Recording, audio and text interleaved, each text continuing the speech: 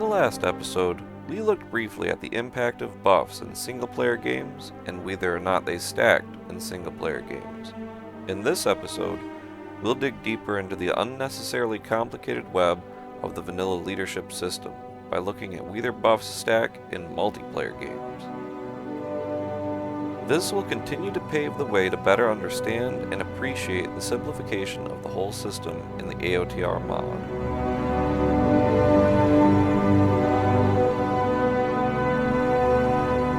In this demonstration, it was hard to capture the use of my allies' rallying call, but you can just see the AI use it on my troops here in this freeze frame. Then I quickly use frozen land.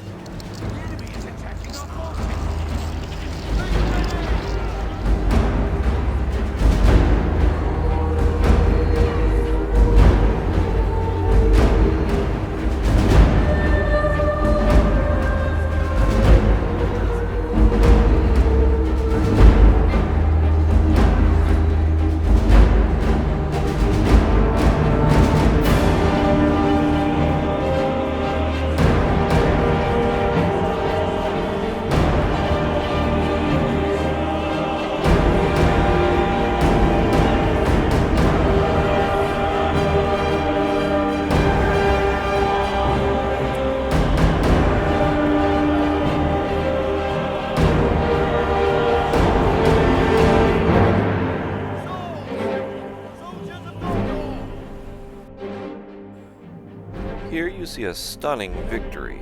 25 Gondor troops remain. Buffs can stack. The same holds true with combining frozen land with elven wood and war chant, but there's some unfortunate design flaws with the other combos.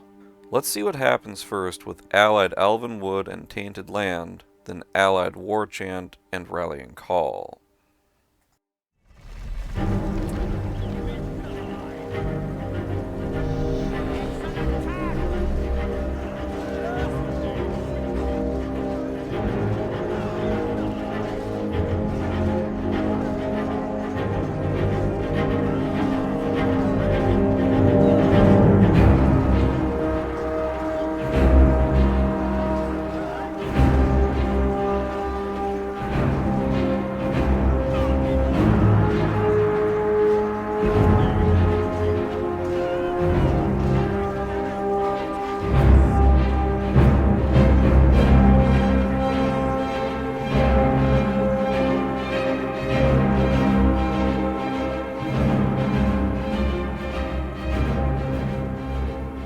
Seven units remain.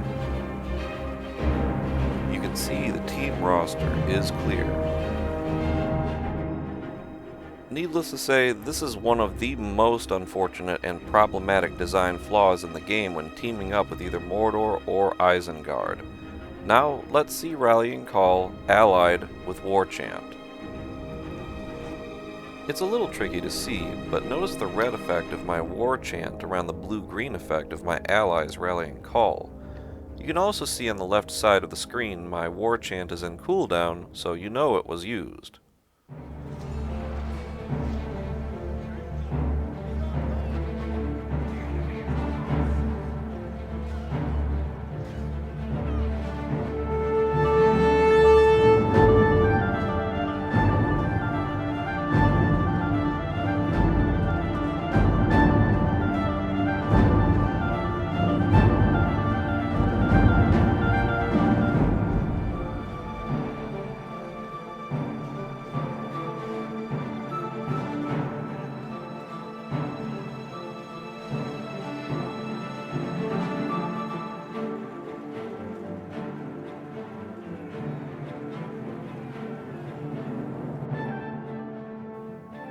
"32 units remain. Now let's look at the last buff combo possible. Allied Frozen Land and Elven Wood.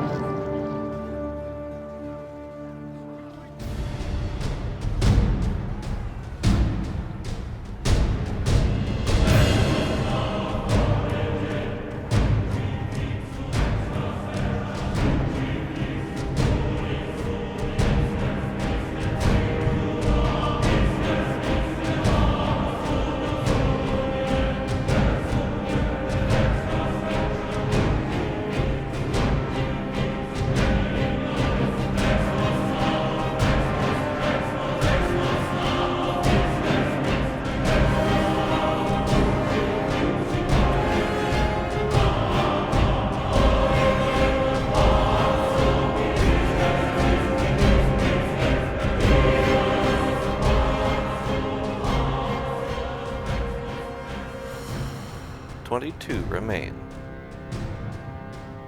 As you've now seen, only select allied buffs stack, while others cancel each other out completely.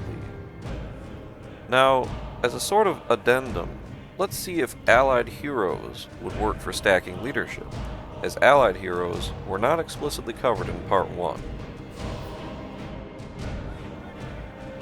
Here you can see I have Aragorn, with my ally having Boromir.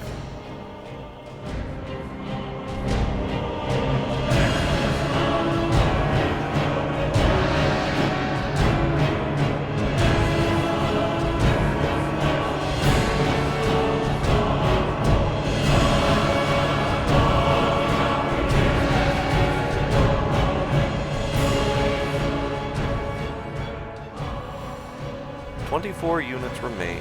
Remember in Part 1 that with just Aragorn there were 27 units, which did not really change from having another hero.